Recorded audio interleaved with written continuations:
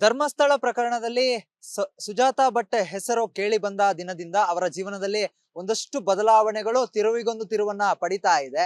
ಆದ್ರೆ ಇದೀಗ ಪಡೆದಿರುವಂತಹ ತಿರುವು ಅವರ ಜೀವನವನ್ನ ಸಾಗಿಸ್ತಿದ್ದಂತಹ ದಾರಿಯನ್ನೇ ಸಂಪೂರ್ಣವಾಗಿ ಮುಚ್ಚುತ್ತಾ ಇದೆ. ಕಳೆದ 5 ವರ್ಷಗಳಿಂದ ತಾನೊಂದು ಪದ್ಮನಾಭನಗರದ ಪಾರ್ಕ್ ನಲ್ಲಿ ವ್ಯಾಪಾರವನ್ನ ಮಾಡ್ತಾ ಇದ್ರು. ಯಾವಾಗ ಧರ್ಮಸ್ಥಳದ ಒಂದಿಷ್ಟು ವಿಚಾರಗಳಲ್ಲಿ ಸುಜಾತಾ ಭಟ್ ಭಾಗಿಯಾಗ್ತಾರೋ, ಅದಾದ ಬಳಿಕ ತನಿಖೆಯನ್ನ ಮುಗಿಸಿ ವಾಪಸ್ ಬರ್ತಾರೋ, ಇದೀಗ ಅವರು ತನ್ನ ಜೀವನಕ್ಕೆ ದಾರಿ ಮಾಡಿಕೊಟ್ಟಿದ್ದಂತಹ ಅಂಗಡಿಯನ್ನ ಕೂಡ ಆ ಪಾರ್ಕ್ ನ ಒಂದಿಷ್ಟು ಯೂನಿಯನ್ಗಳು ತೆರವನ್ನ ಮಾಡಿರುವಂತದ್ದು. ಈ ಹಿನ್ನೆಲೆಯಲ್ಲಿ ಅವರು ಒಂದಿಷ್ಟು ಅಸಮಾಧಾನ ಮತ್ತೆ ತನ್ನ ನೋವನ್ನ ಕೂಡ ತೋಡಿಕೊಳ್ತಾ ಇರುವಂತದ್ದು. ನಮ್ಮ ಜೊತೆಗೆ ಸುಜಾತಾ ಭಟ್ ಇದ್ದಾರೆ, ಅವ್ರನ್ನ ಮಾತನಾಡಿಸ್ತಾ ಹೋಗ್ತೀನಿ. ಅಮ್ಮ, ಈಗ ಜೀವನದ ದಾರಿ ಅದಾಗಿದ್ದಂತಹ ನಿಮ್ಮ ಒಂದು ಚಿಕ್ಕ ಅಂಗಡಿ ಏನಾಯ್ತು, ಎಷ್ಟು ವರ್ಷದಿಂದ ಮಾಡ್ತಾ ಇದ್ರಿ ಅಂತ? ನಾನು ಸುಮಾರು ಈ ಪಾರ್ಕ್ ಸ್ಟಾರ್ಟ್ ಆದಂದಿನಿಂದ ನಾನು ಸೂಪ್ಗಳನ್ನ ಮಾಡ್ಕೊಂಡು ಬರ್ತಾ ಇದ್ದೆ.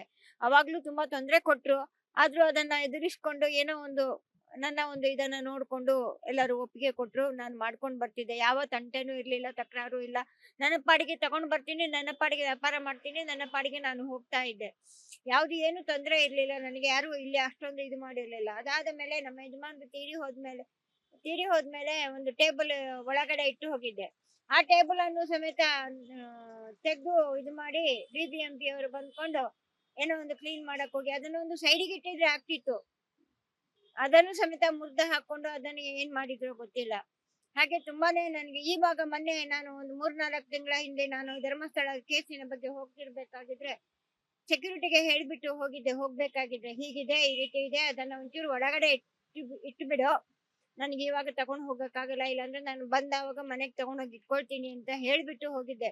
ಹಾಗೂ ಅವನ ಹತ್ರ ಒಂದು ಯಾರ ಕಸ್ಟಮರ್ ಒಂದು 500 ರೂಪಾಯಿ ಕೊಟ್ಟಿದ್ರು ನನ್ನ ಕಡೆಯಿಂದ. ಅದನ್ನು ವಾಪಸ್ಸು ಕೊಡ್ಲಿಲ್ಲ. ಬೇಡ ಬಿಡು ಹೋಗ್ಲಿ ಅಂತ ಹೇಳಿ ಆ ಸೆಕ್ಯೂರಿಟಿ ಏನೋ ಪಾಪ ಅಂತ ಹೇಳ್ಕೊಂಡು ನಾನು ಬಿಟ್ಬಿಟ್ಟೆ. ನಾನು ಕೇಳದೇನೆ ಬಿಟ್ಬಿಟ್ಟೆ. ಹಾಗಾದ್ರೆ ಅಟ್ಲೀಸ್ಟ್ ಒಂದು ಮಾನವೀಯತೆ ಬೇಡವಾ, ಒಂದು ಮನುಷ್ಯತ್ವ ಬೇಡವಾ? ಅಟ್ಲೀಸ್ಟ್ ಒಂದು ಹೇಳಿದ ಒಂದು ಆ ಅಮ್ಮಂದು ವಸ್ತುಗಳು ನಾವು ಒಂಚೂರು ಜಾಗೃತರಾಗಿ ಇಟ್ಟುಬಿಡೋಣ, ಆ ಅಮ್ಮ ಬಂದ ಮೇಲೆ ನಾವು ಕೊಡೋಣ ಅನ್ನುವಂತ ಒಂದು ಒಂದು ಯೋಚನೆ ಇರಬೇಕಾಗಿತ್ತು. ಅಷ್ಟು ಒಂದು ಮನುಷ್ಯತ್ವ ಇಲ್ಲದೆ ಇರುವ ಮನುಷ್ಯರು ಇದ್ದಾರಾ ಹಾಗಾದ್ರೆ? ಎಲ್ಲೋ ಒಂದು ಕಡೆಯಲ್ಲಿ ನೀವು ಧರ್ಮಸ್ಥಳದ ವಿಚಾರಗಳಲ್ಲಿ ಭಾಗಿಯಾಗಿದ್ದೆ, ಈ ರೀತಿಯಾದಂತಹ ಇದಕ್ಕೆ ಕಾರಣ ಆಯ್ತಾ ಅಂತ? ಹೌದು, ಧರ್ಮಸ್ಥಳದ ವಿಚಾರದಲ್ಲಿ ಭಾಗಿಯಾಗಿದ್ದೆ. ನಾನೇನು ಕೊಲೆ ಮಾಡ್ಲಿಲ್ಲ, ದರೋಡೆ ಮಾಡ್ಲಿಲ್ಲ, ಅಥವಾ ಯಾರನ್ನ ನಾನು ತೇಜೋವಧೆ ಮಾಡ್ಲಿಲ್ಲ. ನನ್ನ ಪರ್ಸನಲ್ ನಾನು ಅದನ್ನ ಏನೋ ಇದು ಮಾಡ್ಕೊಳ್ಬೇಕಾಗಿತ್ತು, ಹೋಗಿದ್ದೆ. ನನ್ನ ಆತ್ಮಕ್ಕೆ ನಾನು ಏನು ಅನ್ನೋದು ನನಗೆ ಗೊತ್ತಿದೆ. ನನ್ನ ಆತ್ಮಕ್ಕೆ ನಾನು ಏನ್ ಇದ್ ಮಾಡಿದೀನಿ ಅನ್ನೋದು ಗೊತ್ತು. ಅಲ್ಲಿ ಹೋಗಿರುವ ಆತ್ಮಕ್ಕೂ ಅದಕ್ಕೂ ಗೊತ್ತಿದೆ. ಬಟ್ ನಾನು ಅದನ್ನ ಇವಾಗ ನಾನು ವ್ಯಕ್ತಪಡಿಸಕ್ಕೆ ನಾನು ಇಷ್ಟಪಡಲ್ಲ. ನಾನು ಅದೇನಿದೆಯೋ ಅದನ್ನು ನಾನು ಮುಂದಿನ ಇದನ್ನ ನಾನು ನೋಡ್ಕೊಳ್ತೀನಿ. ನನಗೆ ಬೇಡ. ನಾನು ಹೇಳಿದೆ, ಹೌದು ನಾನು ಯಾವ್ದು ಅನನ್ಯ ಭಟ್ ಅಂತ ಹೇಳಿರೋದು ಸುಳ್ಳು ಆಯ್ತು. ನನ್ನ ಜಾಗದ ವಿಚಾರದ ಬಗ್ಗೆ ಆದ್ರೂ ಅದು ಸುಳ್ಳಲ್ಲ ಅಲ್ವಾ, ಅದು ಸತ್ಯ ಅಲ್ವಾ? ಈಗ ಇಲ್ಲಿ ಅವರು ಏನು ರೀಸನ್ಸ್ ಕೊಡ್ತಾ ಇದ್ದಾರೆ? ನೀವು ಧರ್ಮಸ್ಥಳ ವಿಚಾರದಲ್ಲಿ ಭಾಗಿಯಾಗಿದ್ರ ಅಂತ ಹೇಳಿ ತೆರವು ಮಾಡಿದ್ವಿ ಅಂತ ರೀಸನ್ ಕೊಡ್ತಾ ಇದಾರೆ, ಅಥವಾ BBMP ನ ಪಾರ್ಕ್ ಈ ರೀತಿಯಾಗಿ ಮಾಡಬಾರ್ದು ಅಂತ ರೀಸನ್ಸ್ ಕೊಡ್ತಾ ಇದ್ದಾರೆ? ಯಾವ ರೀಸನ್ಸ್ ಅನ್ನ ಕೊಡ್ತಾ ಇದ್ದಾರೆ? BBMP ಪಾರ್ಕ್ ಅಂತ 5 ವರ್ಷದಿಂದ ನಂಗೆ BBMP ಅವ್ರು ಯಾರು? ನಾನು ಬೆಳಿಗ್ಗೆ 5ವರೆಗೆ ಬರ್ತೀನಿ. ನಾನು ಬೆಳಿಗ್ಗೆ 5:15ಗೆ ಬಂದ್ಬಿಟ್ರೆ 8:30 ಒಳಗಡೆ ನಾನು ಹೋಗ್ಬಿಡ್ತೀನಿ. ಇಲ್ಲಿ ಯಾವ್ದು ಏನು ತೊಂದ್ರೆ, ಯಾವ್ದು ನಾನೇನು ಗಲೀಜ್ ಮಾಡ್ತಿರ್ಲಿಲ್ಲ ಅಥವಾ ಏನು ಇರ್ತಿರ್ಲಿಲ್ಲ ನನ್ನ ಪಾಡಿಗೆ. ಅದೇ ನನ್ನಕ್ಕಿಂತ ನೆಕ್ಸ್ಟ್ ಬಂದವಳಿಗೆ ನಾನು ಅವಕಾಶ ಕೊಟ್ಟಿದ್ದೀನಿ. ನಾನು ಒಬ್ಳೆ ಬದುಕೋದಲ್ಲ, ಇನ್ನೊಬ್ರಿಗೆ ನಾವು ಬದುಕಕ್ಕೆ ಅವಕಾಶ ಕೊಡ್ಬೇಕು ಅಂತ. ಇವತ್ತು ಅವಳನ್ನ ಇಲ್ಲಿ ಬಂದು ನಿಲ್ಸಿಬಿಟ್ಟು ನನ್ನನ್ನ ಈ ರೀತಿ ಮಾಡಿದ್ದಾರೆ, ಕಂಡಮ್ ಮಾಡಿದ್ದಾರೆ ಅಂದ್ರೆ ನನಗೆ ನೋವು ಆಗಲ್ವಾ? ನಾನು ಏನ್ ತಪ್ಪು ಮಾಡಿದೀನಿ? ಹೋಗ್ಲಿ, ಯಾರ ಮನೆ ಆಸ್ತಿ ಹೊಡೆದಿದ್ದೀನಾ, ಅಥವಾ ಯಾರನ್ನಾದ್ರೂ ಮನೆಗೆ ಹೋಗಿ ಲೂಟಿ ಮಾಡಿದೀನಾ, ಅಥವಾ ಯಾರಿಗಾದ್ರೂ ಏನಾದ್ರು ತೊಂದ್ರೆ ಕೊಟ್ಟಿದ್ದೀನಾ? ಇಲ್ಲ ಅಲ್ವಾ? ನನ್ನ ಪರ್ಸನಲ್ ವಿಚಾರ, ನಾನು ಅದನ್ನ ಏನ್ ಮಾಡ್ಬೇಕು ನಾನು ಮಾಡ್ಕೊಂತೀನಿ. ಬಟ್ ಹಾಗಂತ ಒಂದು ಜೀವನಕ್ಕೆ ಒಂದು ದಾರಿ ಇಟ್ಕೊಂಡಿರೋದೇನೆ ಬರ್ಲಿ ಆ ಅಮ್ಮ ಅನ್ನುವಂತ ಒಂದು ಮಾನವೀಯತೆ ಬೇಡವಾ? ವಯಸ್ಸಾಗಿದೆ, ಏನೋ ಮಾಡ್ಕೊಂಡು ಹೋಗ್ಲಿ ಅನ್ನುವಂಥದ್ದು ಬೇಡವಾ? ಇಲ್ಲ, ಇಲ್ಲಿ ಬಂದು ಮಾಡ್ಲೇಬಾರ್ದು ಅಂತ ಇವತ್ತು ಬೆಳಿಗ್ಗೆ ಬರ್ತೀನಿ, ಇಲ್ಲಿ ಹಾಕ್ಲೇಬಾರ್ದು ಅನ್ನೋ ತೀರ್ಮಾನ ತಗೊಂಡಿದ್ದಾರೆ ಅನ್ನುವ ಮಾತು ಬಂತು. ಹಾಗಾಗಿ ನಾನು ಅಶೋಕ್ ಅವ್ರ ಹತ್ರ ದಯವಿಟ್ಟು ಕೇಳಿಕೊಳ್ತಾ ಇದ್ದೀನಿ, ನನ್ಗೆ ಇದೊಂದು ಅವಕಾಶ ಮಾಡಿಕೊಡ್ಲಿ ಅಂತ. ಎಷ್ಟು ನೋವಾಗ್ತಿದೆ ಅಮ್ಮ. ಜೀವನಕ್ಕೆ ಇದ್ದಿದ್ದೊಂದು ದಾರಿ, ದಿನನಿತ್ಯ ವ್ಯಾಪಾರ ಮಾಡಿದ್ರೇನೆ ಒಂದು ಹೊತ್ತಿನ ಊಟ, ಇದೀಗ ಅದು ಇಲ್ಲ. ಎಷ್ಟು ನೋವಾಗ್ತಾ ಇದೆ? ತುಂಬಾ ನೋವಾಗ್ತಾ ಇದೆ ನನಗೆ. ಯಾರ ಹತ್ರ ಹೇಳ್ಕೊಳ್ಳಕ್ಕೂ ಆಗ್ತಾ ಇಲ್ಲ, ಅಷ್ಟು ನೋವಾಗಿದೆ ನನಗೆ. ಹಾಗಂತ ಜನನು ನನ್ನನ್ನು ಅಷ್ಟೊಂದು ನಾನು ಹೇಳಿದ್ದೀನಲ್ಲ ಧರ್ಮಸ್ಥಳದ ಕಡೆ ನೀವು ಹೋಗ್ಬೇಡಿ ಅಂತ. ಇವಾಗ ನಿಮ್ಗೆ ಗೊತ್ತಾಯ್ತಾ? ಇವಾಗ ನಿಮ್ಮ ಹತ್ರ ಮಾತಾಡಕ್ಕೂ ನನ್ಗೆ ಅಸಹ್ಯ. ಒಬ್ಬ ಮನುಷ್ಯ ಹೇಳಿದ ನನ್ಗೆ ಅಷ್ಟು ನೋವಾಗಿದೆ, ಅಂದ್ರೆ ನಾನೇನ್ ಮಾಡಿದೀನಿ? ತುಂಬಾ ನೋವಾಗಿದೆ ನನ್ಗೆ. ದಯವಿಟ್ಟು ಇದಕ್ಕೆ ಏನಾದ್ರೂ ಮಾಡಿ ದಾರಿ ಮಾಡಿ ಕೊಡ್ಬೇಕು. ಇಲ್ಲ, ನಾನು ಹೇಳಿದಂಗೆ ಬರಕ್ ಇಷ್ಟ ಇಲ್ಲ, ಇಲ್ಲಿ ಬೇಡ ಆ ರೀತಿ ಮಾತುಗಳನ್ನ ಆಡ್ಬಾರ್ದಲ್ವಾ. ಈಗ ಅಮ್ಮ, ಈ ಒಂದು ವಿಚಾರಕ್ಕೆ ಸಂಬಂಧಪಟ್ಟ ಹಾಗೆ ನೀವೇನಾದ್ರೂ GBA ಅವ್ರ ಹತ್ರ ಅಥವಾ BBMP ಅಧಿಕಾರಿಗಳ ಹತ್ರ ಮಾತಾಡಿದ್ರ, ನನಗೆ ಇಲ್ಲೊಂದು ಅವಕಾಶ ಕೊಡಿ ಅಂತ ಕೇಳ್ಕೊಂಡ್ರ? ನಾನು ಯಾವತ್ತೂ ಕೇಳಲಿಲ್ಲ. BBMP ಅವರೇ ಬಂದು ಇಲ್ಲಿ ಕುಡ್ಕೊಂಡು ಹೋಗ್ತಾ ಇದ್ರು. BBMP ಕೆಲಸ ಮಾಡೋ ವ್ಯಕ್ತಿಗಳೇ ಬಂದು ಇಲ್ಲಿ ನನ್ನ ಹತ್ರನೇ ಬಂದು ಕುಡ್ಕೊಂಡು ಹೋಗುವವರು, ಪಾರ್ಸೆಲ್ ತಗೊಂಡು ಹೋಗುವವರು. ಅವ್ರು ಅಲ್ಲಿಯ ವ್ಯಕ್ತಿನೇ ಒಬ್ರು ಸೂಪರ್ವೈಸರ್ ಒಬ್ರು ನನಗೆ ಫ್ಲಾಸ್ಕ್ ಅನ್ನ ಕೊಟ್ಟಿದ್ದಾರೆ. BBMP ವ್ಯಕ್ತಿನೇ ನನಗೆ ಒಂದು ಫ್ಲಾಸ್ಕಿಗೆ 5,000 ರೂಪಾಯಿ ಕೊಟ್ಟಿದ್ದಾರೆ. ನಾನು ಅದನ್ನ ಇವತ್ತು ಮರಿಬಾರ್ದು.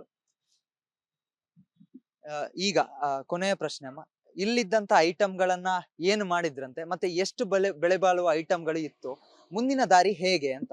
ಗೊತ್ತಿಲ್ಲ. ಇವಾಗ ಫ್ಲಾಸ್ಕ್ ಇದೆ, ಟೀ ಕಾಫಿ ಮಾಡ್ಕೊಂಡು ಜೀವನ ಮಾಡ್ಬೇಕು ಅಂತ ಹೊರಟಿದ್ದೀನಿ. ಇವತ್ತಿನಿಂದ ಮಾಡ್ಬೇಕು ಅಂತ. ಏನಾಗುತ್ತೋ ದೇವ್ರಿದ್ದಾನೆ, ನೋಡ್ಕೊಳ್ಳೋಣ ಅಂತ ಇದು ಮಾಡ್ತಾ ಇದ್ದೀನಿ ಇವಾಗ ಅಷ್ಟೇ. ಇಲ್ಲಿ ಒಂದು 3,500 ರೂಪಾಯಿ ಐಟಮ್ ಇತ್ತು, ಹೋಯ್ತು. ಹೋಗ್ಲಿ, ಬೇಜಾರಿಲ್ಲ. ಎಲ್ಲ ದೇವ್ರು ಭಗವಂತ ನೋಡ್ಕೊಳ್ತಾನೆ ಅಷ್ಟೇ. ಇದಿಷ್ಟು ಸುಜಾತಾ ಭಟ್ ಮಾತು. ಪ್ರಮುಖವಾಗಿ ನಾನು 5 ವರ್ಷದಿಂದ ಇಲ್ಲಿ ವ್ಯಾಪಾರವನ್ನ ಮಾಡ್ತಾ ಇದ್ದೆ. BBMP ಯ ಒಂದಿಷ್ಟು ಅಧಿಕಾರಿಗಳು, GBA ಅಧಿಕಾರಿಗಳೇ ಬಂದು ಇಲ್ಲಿ ನನ್ನ ಜೊತೆ ಸೂಪನ್ನ ಕುಡಿತಾ ಇದ್ರು. ಅವರೇ ಕೂಡ ನನಗೆ ಒಂದಿಷ್ಟು ಸಹಾಯ ಆಗುವಂತೆ ಫ್ಲಾಸ್ಕ್ ಅನ್ನ ಕೂಡ ನೀಡಿದ್ರು. ಆದ್ರೆ ಯಾವಾಗ ನಾನು ಧರ್ಮಸ್ಥಳದ ವಿಚಾರದಲ್ಲಿ ಅದರಲ್ಲಿ ಭಾಗಿಯಾಗ್ತೀನೋ ಅಂದಿನಿಂದ ಒಂದಿಷ್ಟು ನನ್ನ ಕೆಲಸಗಳು ಇಲ್ಲಿ ಸ್ತಬ್ಧ ಆಗುತ್ತೆ. ಅದಾದ ಬಳಿಕ ಈಗ ಏಕಾಏಕಿಯಾಗಿ ನೀವು ಪಾರ್ಕ್ ಒಳಗೂ ಬರಬೇಡಿ, ಮತ್ತೆ ಇಲ್ಲಿ ನಿಮ್ಗೆ ವ್ಯಾಪಾರ ಮಾಡ್ಲಿಕ್ಕೆ ಅವಕಾಶ ಇಲ್ಲ ಅಂತ ಹೇಳಿ ಒಂದಿಷ್ಟು ಖಾಸಗಿ ವ್ಯಕ್ತಿಗಳು ಹೇಳ್ತಾ ಇರುವಂತದ್ದು. ಇದರಿಂದಾಗಿ ಮನನೊಂದಿರುವಂತಹ ಸುಜಾತಾ ಭಟ್ ಮುಂದೆ ಏನು ಅನ್ನುವಂತಹ ದಾರಿಯಲ್ಲಿ ಹುಡುಕಾಟದಲ್ಲಿ ಟೀ ಆದ್ರೂ ಮಾಡಿ ಜೀವನವನ್ನ ಸಾಗಿಸ್ತೀನಿ ಅನ್ನುವಂತಹ ನಿರ್ಧಾರಕ್ಕೆ ಬಂದಿರುವಂತದ್ದು. ಕ್ಯಾಮ್ರಾ ಪರ್ಸನ್ ಶಿವು ಜೊತೆಗೆ ಚರಣ್, ರಿಪಬ್ಲಿಕ್ ಕನ್ನಡ, ಬೆಂಗಳೂರು. ಧರ್ಮಸ್ಥಳ ಪ್ರಕರಣದಲ್ಲಿ ಸುಜಾತಾ ಭಟ್ ಹೆಸರು ಕೇಳಿ ಬಂದ ದಿನದಿಂದ ಅವರ ಜೀವನದಲ್ಲಿ ಒಂದಷ್ಟು ಬದಲಾವಣೆಗಳು ತಿರುವಿಗೊಂದು ತಿರುವನ್ನ ಪಡಿತಾ ಇದೆ. ಆದ್ರೆ ಇದೀಗ ಪಡೆದಿರುವಂತಹ ತಿರುವು ಅವರ ಜೀವನವನ್ನ ಸಾಗಿಸ್ತಿದ್ದಂತಹ ದಾರಿಯನ್ನೇ ಸಂಪೂರ್ಣವಾಗಿ ಮುಚ್ಚುತ್ತಾ ಇದೆ. ಕಳೆದ 5 ವರ್ಷಗಳಿಂದ ತಾನೊಂದು ಪದ್ಮನಾಭನಗರದ ಪಾರ್ಕ್ ನಲ್ಲಿ ವ್ಯಾಪಾರವನ್ನ ಮಾಡ್ತಾ ಇದ್ರು. ಯಾವಾಗ ಧರ್ಮಸ್ಥಳದ ಒಂದಿಷ್ಟು ವಿಚಾರಗಳಲ್ಲಿ ಸುಜಾತಾ ಭಟ್ ಭಾಗಿಯಾಗ್ತಾರೋ, ಅದಾದ ಬಳಿಕ ತನಿಖೆಯನ್ನ ಮುಗಿಸಿ ವಾಪಸ್ ಬರ್ತಾರೋ, ಇದೀಗ ಅವರು ತನ್ನ ಜೀವನಕ್ಕೆ ದಾರಿ ಮಾಡಿಕೊಟ್ಟಿದ್ದಂತಹ ಅಂಗಡಿಯನ್ನ ಕೂಡ ಆ ಪಾರ್ಕ್ ನ ಒಂದಿಷ್ಟು ಯೂನಿಯನ್ಗಳು ತೆರವನ್ನ ಮಾಡಿರುವಂತದ್ದು. ಈ ಹಿನ್ನೆಲೆಯಲ್ಲಿ ಅವರು ಒಂದಿಷ್ಟು ಅಸಮಾಧಾನ ಮತ್ತೆ ತನ್ನ ನೋವನ್ನ ಕೂಡ ತೋಡಿಕೊಳ್ತಾ ಇರುವಂತದ್ದು. ನಮ್ಮ ಜೊತೆಗೆ ಸುಜಾತಾ ಭಟ್ ಇದ್ದಾರೆ, ಅವ್ರನ್ನ ಮಾತನಾಡಿಸ್ತಾ ಹೋಗ್ತೀನಿ. ಅಮ್ಮ, ಈಗ ಜೀವನದ ದಾರಿ ಅದಾಗಿದ್ದಂತಹ ನಿಮ್ಮ ಒಂದು ಚಿಕ್ಕ ಅಂಗಡಿ ಏನಾಯ್ತು, ಎಷ್ಟು ವರ್ಷದಿಂದ ಮಾಡ್ತಾ ಇದ್ರಿ ಅಂತ? ನಾನು ಸುಮಾರು ಈ ಪಾರ್ಕ್ ಸ್ಟಾರ್ಟ್ ಆದಂದಿನಿಂದ ನಾನು ಸೂಪ್ಗಳನ್ನ ಮಾಡ್ಕೊಂಡು ಬರ್ತಾ ಇದ್ದೆ. ಅವಾಗ್ಲೂ ತುಂಬಾ ತೊಂದರೆ ಕೊಟ್ರು. ಆದ್ರೂ ಅದನ್ನ ಎದುರಿಸ್ಕೊಂಡು ಏನೋ ಒಂದು ನನ್ನ ಒಂದು ಇದನ್ನ ನೋಡ್ಕೊಂಡು ಎಲ್ಲರೂ ಒಪ್ಪಿಗೆ ಕೊಟ್ರು. ನಾನು ಮಾಡ್ಕೊಂಡು ಬರ್ತಿದ್ದೆ. ಯಾವ ತಂಟೆನೂ ಇರ್ಲಿಲ್ಲ, ತಕರಾರು ಇಲ್ಲ. ನನ್ನ ಪಾಡಿಗೆ ತಗೊಂಡ್ ಬರ್ತೀನಿ, ನನ್ನ ಪಾಡಿಗೆ ವ್ಯಾಪಾರ ಮಾಡ್ತೀನಿ, ನನ್ನ ಪಾಡಿಗೆ ನಾನು ಹೋಗ್ತಾ ಇದ್ದೆ. ಯಾವ್ದು ಏನು ತೊಂದರೆ ಇರ್ಲಿಲ್ಲ ನನಗೆ. ಯಾರು ಇಲ್ಲಿ ಅಷ್ಟೊಂದು ಇದು ಮಾಡಿರ್ಲಿಲ್ಲ. ಅದಾದ ಮೇಲೆ ನಮ್ಮ ಯಜಮಾನ್ರು ತೀರಿ ಹೋದ್ಮೇಲೆ ಒಂದು ಟೇಬಲ್ ಒಳಗಡೆ ಇಟ್ಟು ಹೋಗಿದ್ದೆ. ಆ ಟೇಬಲ್ ಅನ್ನು ಸಮೇತ ತೆಗ್ದು ಇದು ಮಾಡಿ BBMP ಅವರು ಬಂದ್ಕೊಂಡು ಏನೋ ಒಂದು ಕ್ಲೀನ್ ಮಾಡಕ್ ಹೋಗಿ ಅದನ್ನ ಒಂದು ಸೈಡಿಗೆ ಇಟ್ಟಿದ್ರೆ ಆಗ್ತಿತ್ತು. ಅದನ್ನು ಸಮೇತ ಮುರ್ದ ಹಾಕೊಂಡು ಅದನ್ನ ಏನ್ ಮಾಡಿದ್ರು ಗೊತ್ತಿಲ್ಲ. ಹಾಗೆ ತುಂಬಾನೇ ನನಗೆ ಇವಾಗ ಮೊನ್ನೆ ನಾನು ಒಂದು 3-4 ತಿಂಗಳ ಹಿಂದೆ ನಾನು ಧರ್ಮಸ್ಥಳ ಕೇಸಿನ ಬಗ್ಗೆ ಹೋಗ್ತಿರ್ಬೇಕಾಗಿದ್ರೆ ಸೆಕ್ಯೂರಿಟಿಗೆ ಹೇಳ್ಬಿಟ್ಟು ಹೋಗ್ಬೇಕಾಗಿದ್ರೆ ಹೀಗಿದೆ, ಈ ರೀತಿ ಇದೆ, ಅದನ್ನ ಒಂಚೂರು ಒಳಗಡೆ ಇಟ್ಟು ಬಿಡು, ನನಗೆ ಇವಾಗ ತಗೊಂಡು ಹೋಗಕ್ಕಾಗಲ್ಲ, ಇಲ್ಲಾಂದ್ರೆ ನಾನು ಬಂದಾವಾಗ ಮನೆಗೆ ತಗೊಂಡೋಗಿ ಇಟ್ಕೊಳ್ತೀನಿ ಅಂತ ಹೇಳ್ಬಿಟ್ಟು ಹೋಗಿದ್ದೆ. ಹಾಗೂ ಅವನ ಹತ್ರ ಯಾರ ಕಸ್ಟಮರ್ ಒಂದು 500 ರೂಪಾಯಿ ಕೊಟ್ಟಿದ್ರು ನನ್ನ ಕಡೆಯಿಂದ. ಅದನ್ನು ವಾಪಸ್ಸು ಕೊಡ್ಲಿಲ್ಲ. ಬೇಡ ಬಿಡು ಹೋಗ್ಲಿ ಅಂತ ಹೇಳಿ ಆ ಸೆಕ್ಯೂರಿಟಿ ಏನೋ ಪಾಪ ಅಂತ ಹೇಳ್ಕೊಂಡು ನಾನು ಬಿಟ್ಬಿಟ್ಟೆ. ನಾನು ಕೇಳದೇನೆ ಬಿಟ್ಬಿಟ್ಟೆ. ಹಾಗಾದ್ರೆ ಅಟ್ಲೀಸ್ಟ್ ಒಂದು ಮಾನವೀಯತೆ ಬೇಡವಾ, ಒಂದು ಮನುಷ್ಯತ್ವ ಬೇಡವಾ?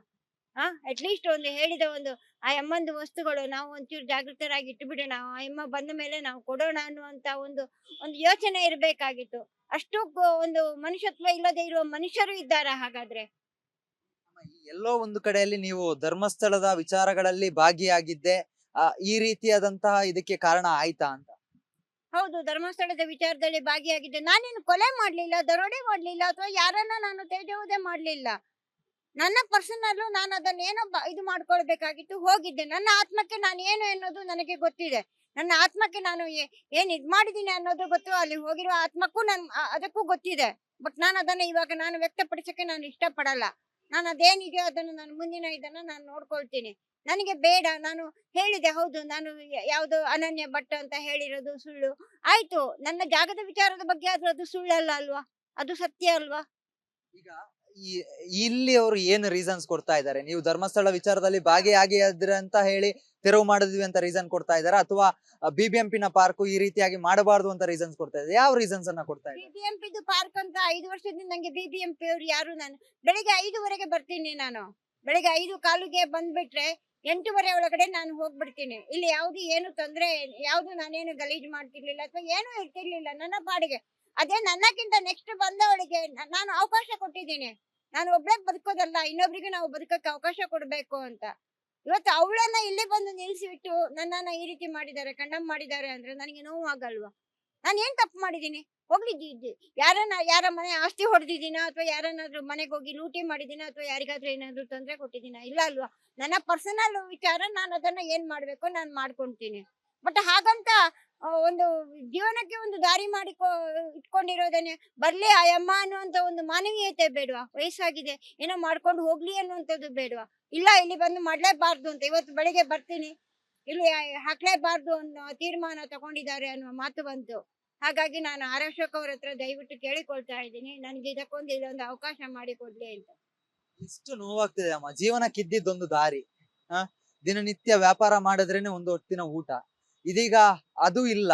ಎಷ್ಟು ನೋವಾಗ್ತಾ ಇದೆ? ತುಂಬಾ ನೋವಾಗ್ತಾ ಇದೆ ನನಗೆ, ಯಾರ ಹತ್ರ ಹೇಳ್ಕೊಳ್ಳಕ್ಕೂ ಆಗ್ತಾ ಇಲ್ಲ, ಅಷ್ಟು ನೋವಾಗಿದೆ ನನಗೆ. ಹಾಗಂತ ಜನನು ನನ್ನನ್ನು ಅಷ್ಟೊಂದು ನಾನು ಹೇಳಿದ್ದೀನಲ್ಲ ಧರ್ಮಸ್ಥಳದ ಕಡೆ ನೀವು ಹೋಗ್ಬೇಡಿ ಅಂತ. ಇವಾಗ ನಿಮ್ಗೆ ಗೊತ್ತಾಯ್ತಾ? ಇವಾಗ ನಿಮ್ಮ ಹತ್ರ ಮಾತಾಡಕ್ಕೂ ನನ್ಗೆ ಅಸಹ್ಯ. ಒಬ್ಬ ಮನುಷ್ಯ ಹೇಳಿದ ನನ್ಗೆ ಅಷ್ಟು ನೋವಾಗಿದೆ ಅಂದ್ರೆ ನಾನು ಏನ್ ಮಾಡಿದೀನಿ? ತುಂಬಾ ನೋವಾಗಿದೆ ನನಗೆ. ದಯವಿಟ್ಟು ಇದಕ್ಕೆ ಏನಾದ್ರೂ ಮಾಡಿ ದಾರಿ ಮಾಡಿ ಕೊಡ್ಬೇಕು. ಇಲ್ಲ, ನಾನು ಹೇಳಿದಂಗೆ ಬರಕ್ ಇಷ್ಟ ಇಲ್ಲ, ಇಲ್ಲಿ ಬೇಡ, ಆ ರೀತಿ ಮಾತುಗಳನ್ನು ಆಡ್ಬಾರ್ದಲ್ವಾ? ಅಮ್ಮ, ಈ ಒಂದು ವಿಚಾರಕ್ಕೆ ಸಂಬಂಧಪಟ್ಟ ಹಾಗೆ ನೀವೇನಾದ್ರೂ GB ಅವ್ರ ಹತ್ರ ಅಥವಾ BBMP ಅಧಿಕಾರಿಗಳ ಹತ್ರ ಮಾತಾಡಿದ್ರ, ನನಗೆ ಇಲ್ಲೊಂದು ಅವಕಾಶ ಕೊಡಿ ಅಂತ ಕೇಳ್ಕೊಂಡ್ರ? ನಾನು ಯಾವತ್ತೂ ಕೇಳಲಿಲ್ಲ. BBMP ಅವರೇ ಬಂದು ಇಲ್ಲಿ ಕುಡ್ಕೊಂಡು ಹೋಗ್ತಾ ಇದ್ರು. BBMP ಕೆಲಸ ಮಾಡೋ ವ್ಯಕ್ತಿಗಳೇ ಬಂದು ಇಲ್ಲಿ ನನ್ನ ಹತ್ರನೇ ಬಂದು ಕುಡ್ಕೊಂಡು ಹೋಗುವವರು, ಪಾರ್ಸೆಲ್ ತಗೊಂಡು ಹೋಗುವವರು. ಅಲ್ಲಿಯ ವ್ಯಕ್ತಿನೇ ಒಬ್ರು ಸೂಪರ್ವೈಸರ್, ಒಬ್ರು ನನಗೆ ಫ್ಲಾಸ್ಕ್ ಅನ್ನ ಕೊಟ್ಟಿದ್ದಾರೆ. BBMP ವ್ಯಕ್ತಿನೇ ನನಗೆ ಒಂದು ಫ್ಲಾಸ್ಕಿಗೆ 5,000 ರೂಪಾಯಿ ಕೊಟ್ಟಿದ್ದಾರೆ. ನಾನು ಅದನ್ನ ಇವತ್ತು ಮರಿಬಾರ್ದು. ಈಗ ಕೊನೆಯ ಪ್ರಶ್ನೆ ಅಮ್ಮ, ಇಲ್ಲಿದ್ದಂತ ಐಟಮ್ಗಳನ್ನ ಏನು ಮಾಡಿದ್ರಂತೆ, ಮತ್ತೆ ಎಷ್ಟು ಬೆಳೆ ಬಾಳುವ ಐಟಮ್ಗಳು ಇತ್ತು, ಮುಂದಿನ ದಾರಿ ಹೇಗೆ ಅಂತ? ಗೊತ್ತಿಲ್ಲ. ಇವಾಗ ಫ್ಲಾಸ್ಕ್ ಇದೆ, ಟೀ ಕಾಫಿ ಮಾಡ್ಕೊಂಡು ಜೀವನ ಮಾಡ್ಬೇಕು ಅಂತ ಹೊರಟಿದ್ದೀನಿ. ಇವತ್ತಿನಿಂದ ಮಾಡ್ಬೇಕು ಅಂತ. ಏನಾಗುತ್ತೋ ದೇವ್ರಿದ್ದಾನೆ, ನೋಡ್ಕೊಳ್ಳೋಣ ಅಂತ ಇದು ಮಾಡ್ತಾ ಇದ್ದೀನಿ ಇವಾಗ ಅಷ್ಟೇ. ಇಲ್ಲಿ ಒಂದು 3,500 ರೂಪಾಯಿ ಐಟಮ್ ಇತ್ತು, ಹೋಯ್ತು, ಹೋಗ್ಲಿ, ಬೇಜಾರಿಲ್ಲ. ಎಲ್ಲ ದೇವ್ರು ಭಗವಂತ ನೋಡ್ಕೊಳ್ತಾನೆ ಅಷ್ಟೇ. ಇದಿಷ್ಟು ಸುಜಾತಾ ಭಟ್ ಮಾತು. ಪ್ರಮುಖವಾಗಿ ನಾನು 5 ವರ್ಷದಿಂದ ಇಲ್ಲಿ ವ್ಯಾಪಾರವನ್ನ ಮಾಡ್ತಾ ಇದ್ದೆ. BBMP ಯ ಒಂದಿಷ್ಟು ಅಧಿಕಾರಿಗಳು, GB ಅಧಿಕಾರಿಗಳೇ ಬಂದು ಇಲ್ಲಿ ನನ್ನ ಜೊತೆ ಸೂಪನ್ನ ಕುಡಿತಾ ಇದ್ರು. ಅವರೇ ಕೂಡ ನನಗೆ ಒಂದಿಷ್ಟು ಸಹಾಯ ಆಗುವಂತೆ ಫ್ಲಾಸ್ಕ್ ಅನ್ನ ಕೂಡ ನೀಡಿದ್ರು. ಆದ್ರೆ ಯಾವಾಗ ನಾನು ಧರ್ಮಸ್ಥಳದ ವಿಚಾರದಲ್ಲಿ ಅದರಲ್ಲಿ ಭಾಗಿಯಾಗ್ತೀನೋ ಅಂದಿನಿಂದ ಒಂದಿಷ್ಟು ನನ್ನ ಕೆಲಸಗಳು ಇಲ್ಲಿ ಸ್ತಬ್ಧ ಆಗುತ್ತೆ. ಅದಾದ ಬಳಿಕ ಈಗ ಏಕಾಏಕಿಯಾಗಿ ನೀವು ಪಾರ್ಕ್ ಒಳಗೂ ಬರಬೇಡಿ, ಮತ್ತೆ ಇಲ್ಲಿ ನಿಮ್ಗೆ ವ್ಯಾಪಾರ ಮಾಡ್ಲಿಕ್ಕೆ ಅವಕಾಶ ಇಲ್ಲ ಅಂತ ಹೇಳಿ ಒಂದಿಷ್ಟು ಖಾಸಗಿ ವ್ಯಕ್ತಿಗಳು ಹೇಳ್ತಾ ಇರುವಂತದ್ದು. ಇದರಿಂದಾಗಿ ಮನನೊಂದಿರುವಂತಹ ಸುಜಾತಾ ಭಟ್ ಮುಂದೆ ಏನು ಅನ್ನುವಂತಹ ದಾರಿಯಲ್ಲಿ ಹುಡುಕಾಟದಲ್ಲಿ ಟೀ ಆದ್ರೂ ಮಾಡಿ ಜೀವನವನ್ನ ಸಾಗಿಸ್ತೀನಿ ಅನ್ನುವಂತಹ ನಿರ್ಧಾರಕ್ಕೆ ಬಂದಿರುವಂತದ್ದು. ಕ್ಯಾಮ್ರಾ ಪರ್ಸನ್ ಶಿವು ಜೊತೆಗೆ ಚರಣ್, ರಿಪಬ್ಲಿಕ್ ಕನ್ನಡ, ಬೆಂಗಳೂರು.